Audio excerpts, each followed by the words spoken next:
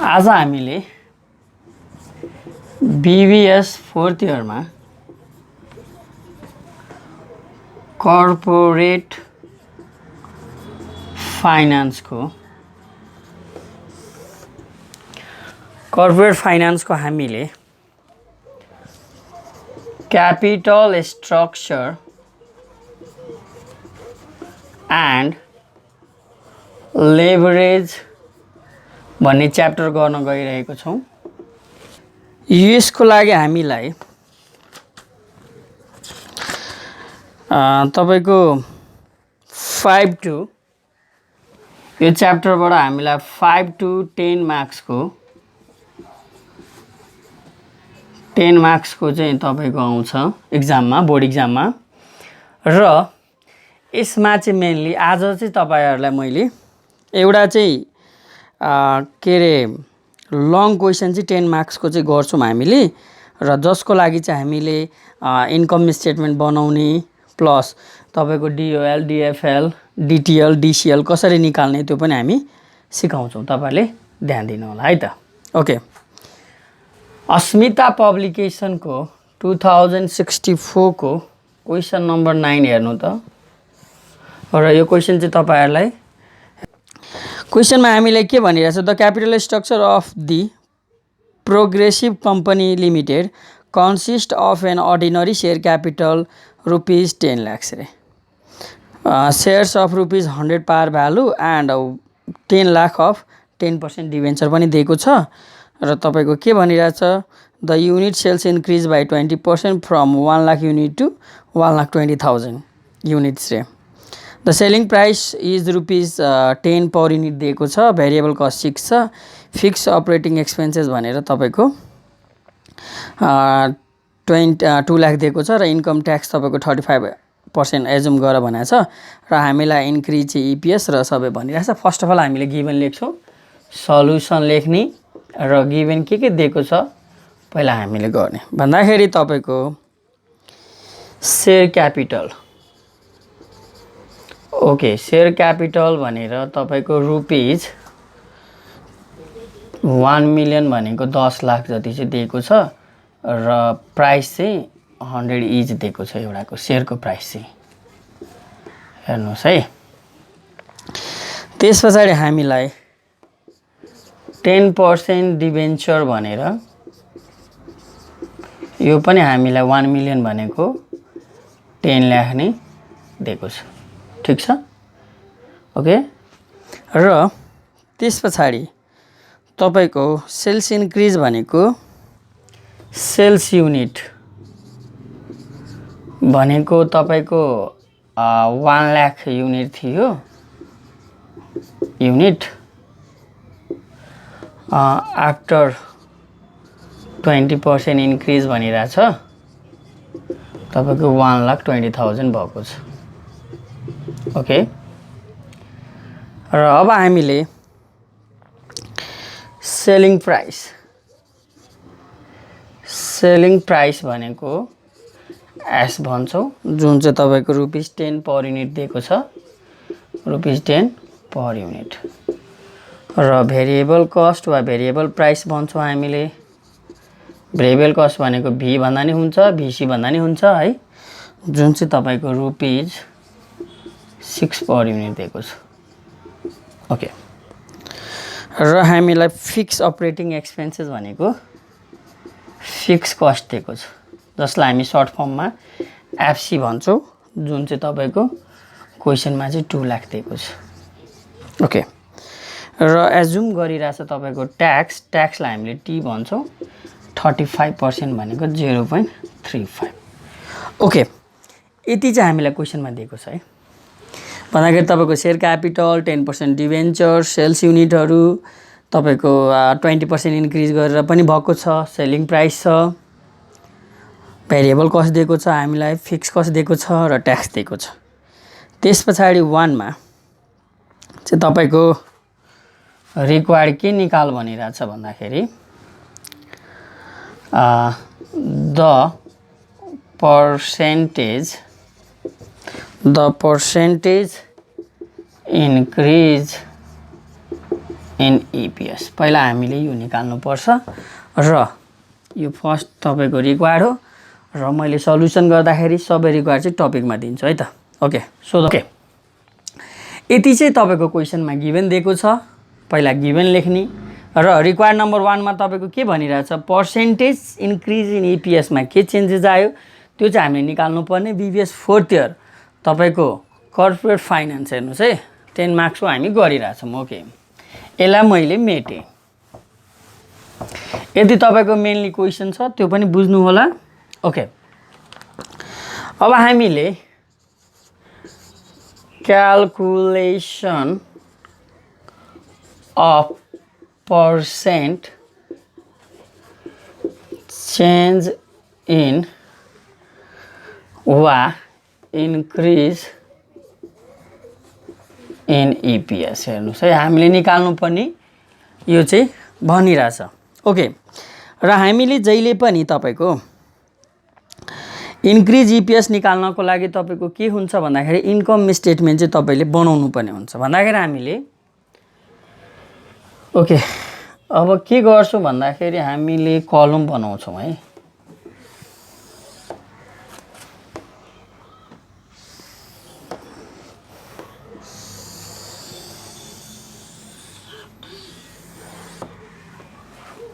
ल अहिले यसलाई कलम बनाइसकेपछि तपाईको अब पार्टिकुलर्स अमाउन्ट भनेर तपाईले दिन सक्नुहुन्छ यो भनेको तपाईको युनिट हामीले यो चाहिँ 1 लाख युनिटको लागि बनाउने यो चाहिँ तपाईको 1,20,000 युनिटको लागि बनाउने भन्दाखेरि अब हामीले यो अमाउन्टको टपिक राख्ने नराख्ने भन्दाखेरि तपाईले यो नराख्दा नि केही फरक चाहिँ पर्दैन यसको ठाउँमा तपाईले जस्ट 1 लाख युनिट दिदिनु र यसको ठाउँमा चाहिँ तपाईले 1,20,000 जुन युनिट छ नि यो पनि तपाईले दिन सक्नुहुन्छ यति मात्रै हो हामीले अमाउन्ट राख्नै पर्छ भने छैन है त र जहिले पनि हामीले इन्कम स्टेटमेन्ट बनाउँदाखेरि चाहिँ तपाईको सेल्स हुनु पर्छ र सेल्समा भेरिएबल कस्ट हामीले लेस गर्छौं हेर्नुस् है सेल्समा भेरिएबल कस्ट गर्दा लेस गर्दाखेरि हाम्रो कन्ट्रिब्युसन मार्जिन चाहिँ तपाईको आउँछ जसलाई हामी सर्ट फर्ममा सीएम भन्छौं हेर्नुस् है र तपाईको कन्ट्रिब्युसन मार्जिन आइसकेपछि हामीले यसमा चाहिँ फिक्स्ड कस्ट घटाउँछौं र आउँछ तपाईको ईबीआईटी आइसकेपछि तपाईको यसमा लेस गर्छौं आई भनेको इन्ट्रेस्ट लेस भइसकेपछि आउँछ तपाईको ईबीटी भनेको अर्निङ बिफोर ट्याक्स र यसमा हामीले ट्याक्स लेस गर्छौं अनि आउँछ ईएटी भनेकै तपाईको नेट इन्कम हो ओके यो चाहिँ हाम्रो फर्मेट भयो र तपाईको त्यसपछि चाहिँ हामीले लाइक ट्याक्स घटाइसकेपछि नेट इन्कम आउँछ र त्यसपछि तपाईले डिभिडेन्ड छ भने डिभिडेन्ड पनि लेस गर्नुपर्ने हुन्छ र रिटेन अर्निङ आउँछ ओके अब हामीले डिभिडेन्ड छ भने राख्नुस् छैन भने हाम्रो गिभनमा डिभिडेन्डहरुको लागि प्रिफर स्टक प्रिफर शेयरहरु केही पनि थिएन सो हामीले अहिले यतिसम्म गर्यौं है त अब हेर्नुस् त ठीक छ अब सेल्सको प्राइस भनेको 10 रुपैयाँ थियो ₹10 थियो क्लियर छ भन्दाखेरि 1 लाख युनिट छ 1 लाख युनिट इन्टु 10 भनेको हाम्रो 10 लाख भयो र 120 भनेको 12 लाख भयो यो भनेको हाम्रो सेल ओके किन भन्दाखेरि हामीले गिभनमै लेखेको थियौ सेलिङ प्राइस भनेको 10 भेरिएबल कस्ट भनेको 6 भनेको अब भेरिएबल कस्ट को तपाईको 6 रुपैयाँ रहेछ रेट भनेपछि 1 लाख इन्टु 6 भनेको 6 लाख अनि तपाईको 1,20,000 भनेको 720 हो मैले टोटल गर्छु ओके 1,20,000 इन्टु 6 720 नै हुन्छ माइनस 12 लाख 480 हेर्नुस् है यो लेस गर्ने 480 आउँछ, यो आउँछ 4 लाख। हामीले यसरी बनाउने। तपाईले सेल्स युनिटहरु जति माथि 1 लाख र 120 छ त्यसलाई 10 ले मल्टिप्लाई गरेर 10 सेल्सको भ्यालु आयो तपाईको, र भेरिएबल कस्ट 6 ले मल्टिप्लाई गरेर भेरिएबल कस्टको भ्यालु आयो, र दुईटैको सेल्स माइनस भेरिएबल कस्ट गर्दाखेरि कन्ट्रिब्युसन मार्जिन आयो। ठीक छ, ओके। अब फिक्स कस्ट भनेको हाम्रो क्वेशनमै दिएको छ, हेर्नुस् त, अघि लेखा थियो तपाईको 2 लाख थियो भन्दाखेरि फिक्स कस्ट भनेको कहिले पनि चेन्जेस हुँदैन। दिएको छ भने ठिकै छ, नभए हाम्रो 2 छ भने सबैमा हामीले 2 नै युज गर्छौं। भनेको 2 लाख हाम्रो थियो फिक्स कस्ट, सो हामीले 2 लाखै घटाए। 4 बाट 2 गयो 2, 480 बाट 2 लाख गयो भने 2,80,000। हेर्नुस् है। र इन्ट्रेस्टको लागि हामीलाई 10% जुन डिबेन्चर दिएको छ 10 लाखको त्यहाँबाट निकाल्न सक्छौ भन्दाखेरि 10% चाहिँ त्यसको इन्ट्रेस्ट हुन्छ। 10 लाखको 10% भनेको 1 लाख। हेर्नुस् है, 1 लाख 1,80,000। हामीले ध्यान दिनुपर्ने कुराहरू यति छ। हेर्नुस् है, इन्ट्रेस्टको तपाईको अमाउन्ट भन्या छैन भने कि त लोन भन्छ कि त डिबेन्चर भन्छ, हामीले त्योबाट गर्नु पर्यो। ओके, 1 लाख गर्दै त्यो पनि लिस्ट भयो। अब इबिटी निक्ल्यो, यो भनेको हाम्रो इबिटी भयो। हेर्नुस् है, अब हामीलाई ट्याक्समा के भनिरहेछ 35% भनेको जति तपाईको इबिटी छ त्यसको चाहिँ तपाईले ट्याक्स निकाल्नु पर्यो। भनेको 1 लाखको 35% 35,000 र अर्को 1,80,000 छ, यसको पनि 35% भनेको 63,000। अब हामीले यो पनि लेस गर्छौं, 65,000 आयो। 180 भनेको तपाईको 1,80,000 माइनस 63,000 1,17,000। ओके, यो पार्ट चाहिँ हाम्रो भयो। अब हामीले के ध्यान दिनु पर्यो, तपाईको डिभिडेन्डहरु छ भने चाहिँ तपाईले डिभिडेन्ड पनि राख्नुपर्छ। भन्दाखेरि डिभिडेन्ड हामीले प्रिफेरेड शेयरहरु केही छ भने लेस डिभिडेन्ड गर्दिने, र डिभिडेन्ड गर्ने बित्तिकै तपाईको रिटेन अर्निङ आउँछ। यो चाहिँ हामीले खास गरी चाहिँ युज गर्नु पनि हुन्छ, तर छैन भने यसैलाई हामी रिटेन अर्निङ पनि भन्न मिल्छ, प्रब्लम केही पनि छैन। भन्दाखेरि यतिमा हाम्रो तपाईको यो इन्कम स्टेटमेन्टबाट हामीले चाहिँ रिटेन अर्निङ चाहिँ निकाल्यौं। ओके, कपी गर्न यहाँ मेट्छु। यसले चाहिँ तपाईको चेन्ज चाहिँ इपीएस मा निकाल भनिरहेछ। भन्दाखेरि हामीले इपीएस निकाल्नु पर्यो। भन्दाखेरि तपाईको इपीएस 1 लाख युनिट वालाको गर्ने भन्दाखेरि तपाईको के हुन्छ, retain earning upon number of share. हेर्नुस् है, भन्दाखेरि हामीसँग यसमा 65,000 चाहिँ तपाईको 1 लाख युनिटको आएको थियो, र नम्बर अफ शेयर भनेको कसरी निकाल्ने भन्दाखेरि नम्बर अफ शेयर निकाल्नको लागि तपाईको शेयर क्यापिटल 10 लाखको थियो, एउटाको चाहिँ तपाईको 100 थियो भन्दाखेरि 10,000 तपाईको आयो। हेर्नुस् है, भनेको 6.5। हेर्नुस् निक्ल्यो। यो चाहिँ इपीएस भयो कतिको, 1 लाखको 1 लाख युनिट भएकोला। अब हामीले इपीएस सेकेन्डको निकाल्नु पर्यो, 1 लाख जुन 20,000 छ त्यसको, भनेको फेरि retain earning upon number of share भनेको तपाईको 1,17,000 चाहिँ तपाईको रिटेन अर्निङ आयो वा नेट प्रफिट आयो। नम्बर अफ शेयर भनेको तपाईको 10,000 भनेको हामीले डिभाइड गरौँ भन्दाखेरि तपाईको 1,17,000 डिभाइडेड बाइ 10,000। ओके, भनेपछि 11.7। इपीएस भनेको जहिले पनि रुपीजमा हुन्छ, तपाईले रुपीजमा लेख्न सक्नुहुन्छ। अब यति हामीले निकालिसके पछाडि अब हामीलाई निकाल्नु पर्ने के छ, इन्क्रिज अर चेन्जेस निकाल्नु छ। हेर्नुस् है, पर्सेन्टेज इन्क्रिज इन इपिएस भन्यो भने हेर्नुहोस् है, हाम्रो बढेर आएकोमा कति थियो 11.7 माइनस पहिलाको कति थियो 6.5 अपन पहिलाको भनेको 6.5 इन्टु 100। यसबाट चाहिँ हामीले कति इन्क्रिज भयो पर्सेन्टेजमा हामी गर्न सक्छौँ भनेको 11.7 माइनस 6.5 डिभाइडेड बाई 6.5 इन्टु 100 गर्दाखेरि हाम्रो 80% चाहिँ तपाईको इपिएसमा इन्क्रिज आयो।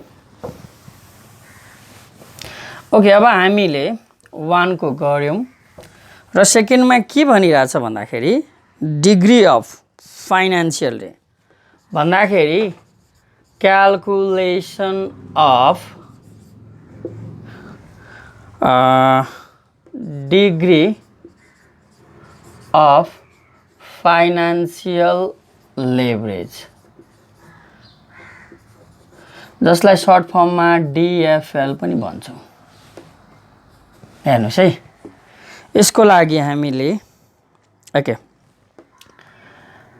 डिएफएल को फर्मुला ध्यान दिनुस् त, EBIT upon EBIT minus I minus DPS वा पिडी भन्छौँ अपन 1 माइनस टी। हेर्नुहोस् है, यो चाहिँ डिएफएल को फर्मुला भयो। भन्दाखेरि कुनै पनि डिग्री अफ फाइनान्शियल लेभरेज निकाल्नु छ भने चाहिँ EBIT लाई माथि गर्ने, तल EBIT minus I minus DPS वा पिडी भन्दा पनि हुन्छ, प्रिफर्ड डिभिडेन्ड भन्न पनि मिल्छ हामीले यसलाई, अनि 1 माइनस टी चाहिँ गर्ने। ठीक छ। ओके, अब हामीले फर 1 लाख युनिटको है 1 लाख युनिट वालालाई गर्न लाग्यो। हेर्नुहोस् है, भन्दाखेरि तपाईको अब फर्मुला हामीले माथि लेखिसके पछाडि तल लेख्नु पर्दैन। सो हामीले डिएफएल गरौँ। EBIT भनेको तपाईको अब माथिको कलममा हेर्नुहोस् त, जुन हामीले बनायौँ EBIT भनेको 2 लाख थियो, फेरि EBIT 2 लाख माइनस आई भनेको 1 लाख, डिभिडेन्ड छैन 0/1 माइनस 0.35। हेर्नुहोस् है, 2 लाख को 2 लाखै भयो, 2 लाखमा 1 लाख गयो भने 1 लाख हुन्छ, माइनस 0 लाई जेले गरे पनि हाम्रो 0 हुन्छ। सो 2 लाख अपन 1 लाख भनेको डिएफएल 2 आयो। भन्दाखेरि 2 टाइम्स, जहिले पनि यो टाइम्समा हुन्छ है।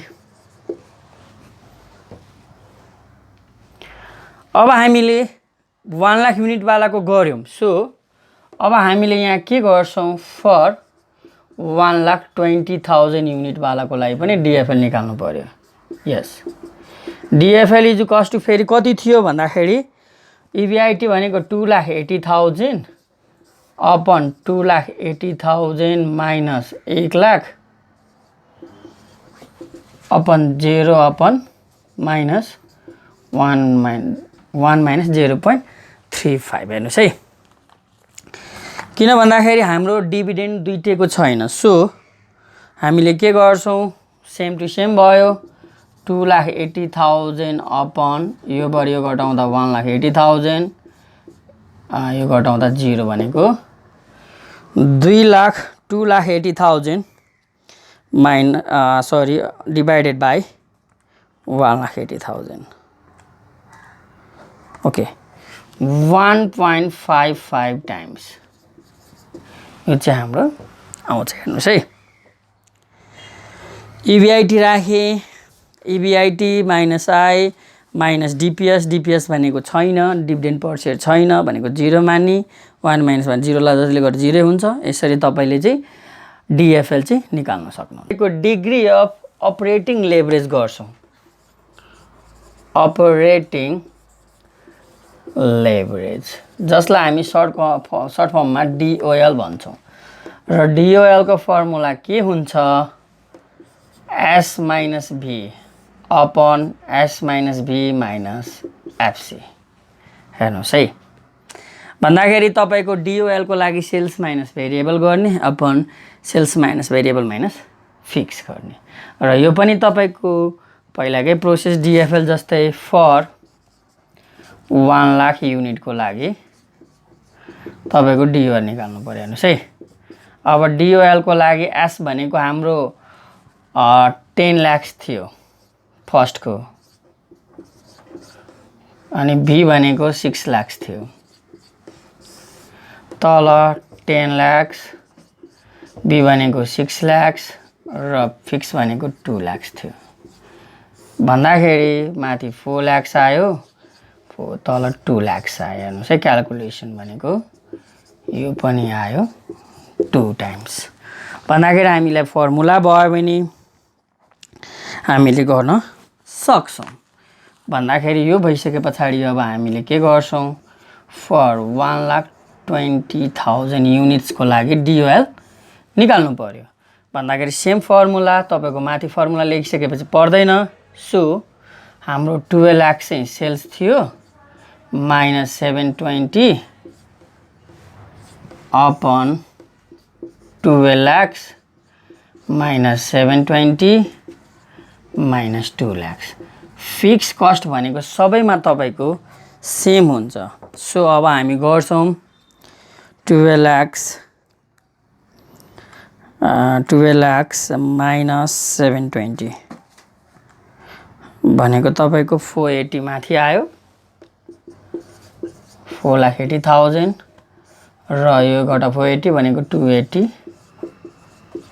अब हामीले 4,80,000 डिवाइडेड बाइ 2,80,000 भन्दाखेरि तपाईको 1.71 टाइम्स चाहिँ तपाईको आन्सर आयो DOL को। यसरी तपाईले DOL चाहिँ निकाल्न सक्नुहुन्छ। ओके र लास्टमा तपाईको एउटा कमेन्ट गर्नु भनिरहेछ। सो कमेन्ट पनि हामी गर्छौं है। यो चाहिँ तपाईले राम्रोसँग कन्फ्युजन तपाईलाई कन्फ्युजन हुन्छ भने कमेन्ट गर्नुस् हैन। कहाँ कन्फ्युजन हुन्छ तपाईहरुलाई म कमेन्टको रिप्लाई गर्छु। ओके अब हाम्रो डी मा के भनिरहेछ क्वेशन भन्दाखेरि comment on the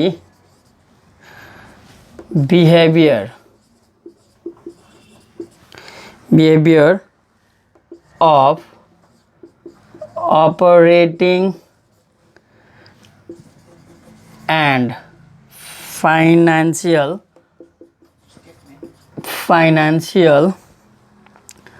leverage in relation to increase of production from 1 lakh to 1,20,000 units रे। ल हेर्नुस् है हामीलाई कमेन्ट भनेको तपाईको डिस्क्राइब गर्नु पर्यो रे भनेर भनिरहेछ। ओके भन्दाखेरि तपाईको अपरेटिङ लेभरेज र तपाईको र फाइनान्शियल लेभरेज को जुन रिलेसन हेरेर तपाईको जुन प्रोडक्सन हामीले चाहिँ गर्यौं त्यसमा चाहिँ के कस्तो देख्नुभयो भन्दाखेरि यसलाई कमेन्ट भनेको केही डिस्क्राइब गर भन्दाखेरि लेखौं है सबैजनाले। If other things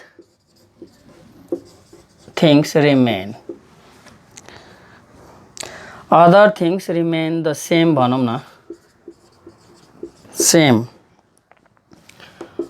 both operating and financial leverage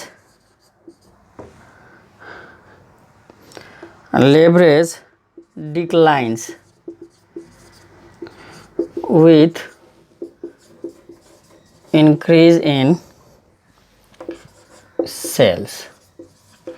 के हामीले दियो भन्दाखेरि मतलब अदर थिंग्स चाहिँ सेम छ रे अनि त्यही भएर हाम्रो जुन अपरेटिङ र फाइनेन्सियल लेभरेज जुन छ त्यो चाहिँ डिक्लाइन तपाईको के भइरहेछ भन्दाखेरि जब सेल्स बढ्छ तपाईको लेभरेज चाहिँ डिक्लाइन हुन्छ भन्दाखेरि तपाईको हेर्नुस् न डिएफएल पनि हामी 2 आएको छ डिओएल पनि 2 आएको छ भन्दाखेरि केही पनि भएको छैन सो हामीले अब चाहिँ रिजन के दिन्छौं भन्दाखेरि इट इम्प्लाइज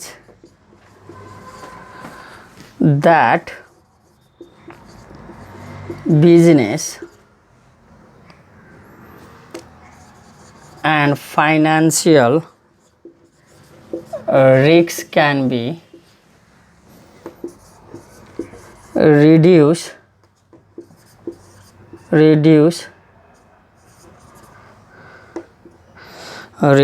by